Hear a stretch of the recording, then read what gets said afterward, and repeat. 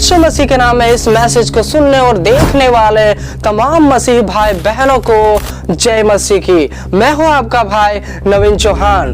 दोस्तों 25 दिसंबर के बारे में हर कोई जानता है, चाहे मसीह में बड़ा हो चाहे बुजुर्ग हो, यहाँ तक कि बच्चा तक इस दिन के बारे में जानता है कि 25 दिसंबर यानी कि प्रभु यीशु मसीह का जिस दिन जन्म हुआ था इस धरती पर।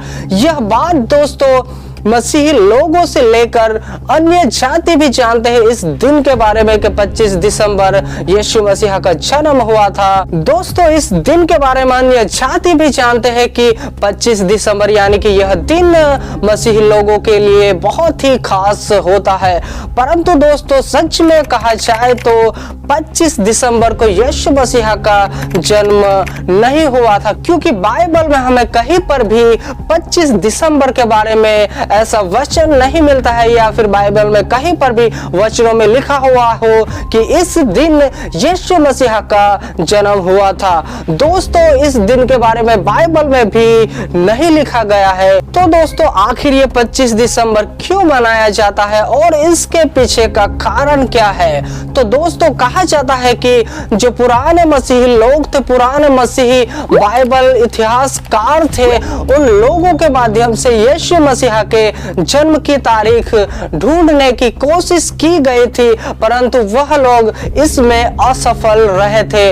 और इसके बाद प्रभु यीशु मसीह के विषय में जो भविष्यवाणियां पुराने नियम से भी हुई थी, उन भविष्यवाणियों में से लेकर भी यीशु मसीह के जन्म की तारीख ढूंढने की कोशिश की गई जो पुराने मसीही बाइबल इतिहासकार थे उन लोगों ने, परंतु इसमें भी असफल रहे। और तब जाकर पुराने मसीही लोगों में से कुछ मसीही लोग थे जिन्होंने 25 दिसंबर को यीशु मसीह के जन्म के तौर पर मनाना चाहा, परंतु उसमें भी कुछ मसीही लोग थे जिन्होंने इस पर भी सवाल उठाया कि जिस दिन के बारे में बाइबल में हमें नहीं बताया गया, परमेश्वर के वचनों में नहीं लिखा गया, उसके दिन को हम मनाए तो ये सही नहीं होगा। दोस्तों कई ऐसी बातें हैं, कई ऐसी स्टोरीज है जो 25 दिसंबर के बारे में अलग अलग लोगों के लिए अलग अलग मान्यताएं हैं। परंतु दोस्तों जो भी हो, प्रभु यीशु मसीह के जन्म के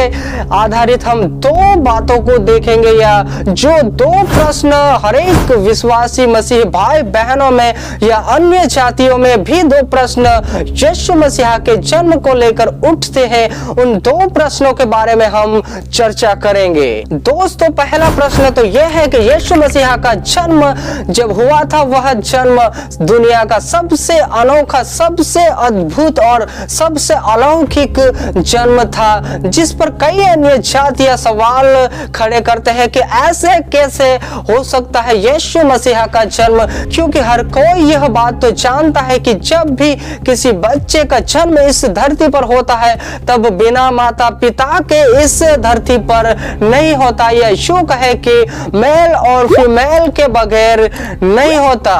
इस बात पर कई ऐसे अन्य जाति और कई ऐसे ग्रुप है जो सवाल उठाते हैं कि ऐसा कैसे हो सकता है। परंतु दोस्तों मसीही लोगों के दिलो दिमाग में भी एक प्रश्न जरूर उठता है कि जब यीशु मसीह का जन्म हुआ था तब कैसे हुआ होगा।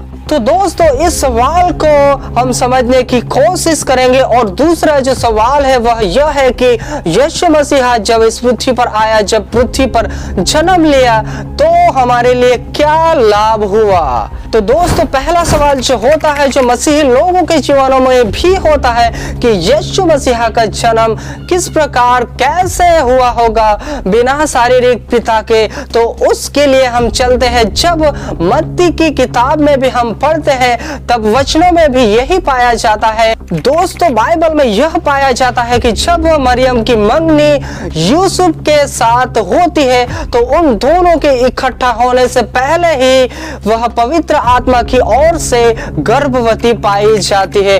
और जब यूसुफ जो धर्मी पुरुष था उसे चुपके से छोड़ देने की कोशिश करता है, परंतु स्वर्गदूत उसे स्वप्न में बातें करता है दर्शन के माध्यम से, तब जाकर वह हियाव मानता है और मरियम को अपने यहाँ लेकर आता है।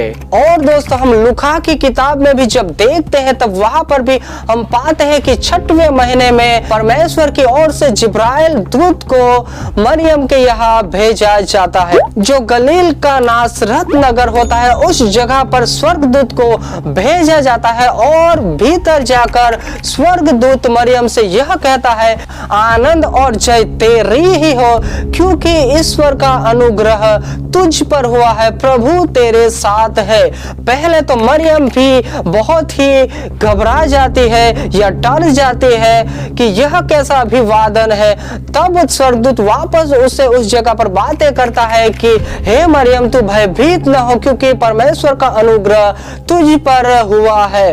तू गर्भवती होगी और एक पुत्र को जनेगी और तू उसका नाम यीशु रखना। आप इन वचनों को पढ़ सकते हैं। और तभी उस जगह पर मरियम स्वर्गदूत से यह भी बातें करती है कि यह कैसे होगा, क्योंकि मैं पुरुष को जानती तक नहीं। क्योंकि मरियम भी यह जानती थी कि बिना स्त्री और पुरुष के कोई भी बच्चा नहीं उत्पन्न हो सकता, जैसे कि हर कोई व्यक्ति जानता है। परंतु दोस्तों इसे समझने के लिए हमें उत्पत्ति की किताब में जाना होगा, जहां पर यहोवा परमेश्वर ने आदम को भूमि की मिट्टी में से रचा और उसके नथनों में जीवन का श्वास फूका और आदम जीवित प्राणी बना। दोस्तों हमें एक बात कभी नहीं भूलने हैं कि जब इस धरती पर मनुष्य का अंश भी नहीं था, तब जाकर अगर परमेश्वर पिता आदम को भूमि में से, मिट्टी में से उसका एक लेप, उसका आकार बनाकर उसे बनाते हैं और उसके नथनों में जीवन का श्वास फूकता है, मनुष्य को उस वक्त बना सकता है अपने हाथों से। दोस्तों जब परमेश्वर उस वक्त कर सकता है, उस वक्त मनुष्य को बना सकता है, तो परमेश्वर के लिए कोई भी असंभव बात नहीं है दोस्तों। और हम कौन होते हैं कि परमेश्वर से प्रश्न पूछे, परमेश्वर से सवाल करे कि जिस प्रकार रोमियो में भी कहा गया है कि हे मनुष्य, तू कौन है जो परमेश्वर का सामना कर सकता है, या कोई गढ़ी हुई वस्तु अपने बनाने वाले से सवाल कर सकती है। नहीं दोस्तों, कि मुझे ऐसा क्यों बनाया, इस प्रकार क्यों रचा, नहीं दोस्तों ऐसा नहीं होता। इसलिए हम परमेश्वर से कोई भी सवाल नहीं कर सकते। परमेश्वर के लिए कोई भी काम असंभव नहीं है। दोस्तों यीशु मसीहा के जन्म की भविष्यवाणी हम पहले से ही देखते हैं पुराने नियमों में। आप स्क्रीन पर वचनों को पढ़ सकते हो और जान सकते हैं। बाइबल में से हर एक ढूंढ कर आपको पहले से ही पता चलेगा। अगर आप एक ऐसे व्यक्ति हो जो परमेश्वर के वचनों को ज्यादातर नहीं जानते, तो जरूर से आप इन वचनों को पढ़िए कि यीशु मसीहा की भविष्यवाणी किस प्रकार हुई थी प्रथम से ही, और किस प्रकार परमेश्वर ने इस पृथ्वी पर यीशु मसीहा को भेजा, जबकि मनुष्य के बचने का कोई भी चांस नहीं था। जब ये सारी सृष्टि पाप में लिप्त थी, उस वक्त किस प्रकार यीशु मसीहा को इस पृथ्वी पर भेजने की परमेश्वर ने योजना बनाई, जो कि खुद परमेश्वर है, उसने अपने आप को इस पृथ्वी पर आने की योजना बनाई और अनंत काल के लिए छुटकारा मनुष्य के लिए दे दिया।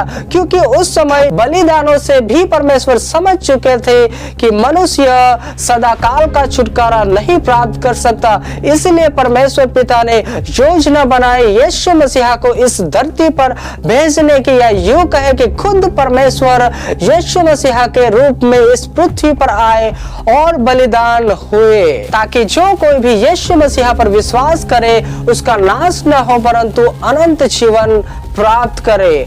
और दोस्तों दूसरा सवाल जो है वह यह है कि यीशु मसीहा के जन्म को लेकर हमारे जीवन में क्या फायदा, और किन लोगों के जीवन में यीशु मसीहा के जन्म जब हुआ था उन जन्म को लेकर फायदा या यूं कहे कि लाभ हुआ है। तो दोस्तों देखा जाए तो यीशु मसीहा के जन्म को लेकर हर एक लोगों के लिए लाभ ही लाभ है, जो कोई भी यीशु मसीहा पर विश्वास करता है दोस्तों। परंतु विशेष करके उन लोगों के जीवनों में यीशु मसीहा के जन्म को लेकर फायदा है, या यूं कहे कि लाभ है, कि जिन लोगों के जीवनों में यीशु मसीहा जन्म ले चुका है, ये यूं कहे कि यीशु मसीहा के वचन जिन लोगों के जीवनों में जन्म ले चुके हैं, यीशु मसीहा की आज्ञाएं उन लोगों के ही जीवनों में यीशु मसीहा के जन्म को लेकर लाभ है। क्योंकि दोस्तों हम यीशु मसीहा के जन्म को लेकर कोई भी दिन सेलिब्रेट करें, परंतु अगर यीशु मसीहा के वचन ही हमारे जीवन में जन्म नहीं ले चुके, हमारा जीवन ही यीशु मसीहा के स्वरूप में बदलता हुआ नहीं जा रहा है, तो हम चाहे कितने भी 25 दिसंबर या कोई भी और दिन मनाए, वह दिन हमारे लिए कोई भी लाभ नहीं होगा। क्योंकि परमेश्वर सिर्फ और सिर्फ आज्ञा पालन से प्रसन्न होता है। हम चाहे कितने भी ऐसे दिनों को सेलिब्रेट करें या कोई भी ऐसा दिन मनाए, परंतु दोस्तों हमारे जीवन में यीशु मसीहा के वचन नहीं जन्म ले चुके, या यूं कहे कि हम यीशु मसीहा के आज्ञाओं के अनुसार नहीं चल रहे हैं, अगर दोस्तों हम यीशु मसीहा के वचनों के आधारित नहीं चल रहे हैं, तो हमारे जीवन में कोई भी लाभ नहीं है। दोस्तों हम यीशु मसीहा के नाम से कितने भी दिनों को सेलिब्रेट करें, परंतु अगर हमारे जीवन में यीशु मसीहा के वचन ही नहीं है, परमेश्वर की आज्ञा ही नहीं है, उससे कोई भी लाभ नहीं होगा। दोस्तों यीशु मसीहा के जन्म के दिन के बारे में बाइबल में भले ही नहीं लिखा गया होगा, परंतु जिस दिन भी यीशु मसीहा इस पृथ्वी पर आए थे, वह दिन अनोखा था, वह दिन अलौकिक था, वह दिन एक आशा का दिन था, वह दिन पाप से छुटकारे का दिन था। क्योंकि दोस्तों वह मेमना जन्म ले चुका था इस पृथ्वी पर, जो बलिदान होने वाला था, जिसके बलिदान से हर एक मानव जाति बचाई जाने वाली थी दोस्तों। क्योंकि दोस्तों कहा जाता है कि यीशु मसीहा का जन्म उन दिनों में हुआ था कि जिन दिनों में फसह के लिए जो भेड़ होती है वह मेमनों को जन्म दिया करती थी, जो कहा जाता है कि जो निष्कलंक मेमने उत्पन्न होते थे, उन दिनों में यीशु मसीहा का जन्म हुआ था। दोस्तों जिस दिन भी यीशु मसीहा का जन्म हुआ था, वह दिन हर एक मानव जाति के लिए एक छुटकारे का दिन था दोस्तों। वह दिन मानव जाति के लिए एक आशा का दिन था। वह दिन बहुत ही अद्भुत और अलौकिक था। वह दिन दोस्तों मनुष्य जाति के लिए एक बहुत ही अनोखा दिन था, जो हर एक मानव जाति के पापों के छुटकारे का एक दिन के तौर पर भी हम समझ सकते हैं। क्योंकि प्रभु यीशु मसीहा के बलिदान से हर एक मानव जाति बचाए गए। क्योंकि लिखा है कि जो कोई भी यीशु मसीहा पर विश्वास करे, वह किसी भी धर्म किसी भी जाति का क्यों ना हो, उसके लिए अनंत जीवन है दोस्तों। सबको जय मसीह की।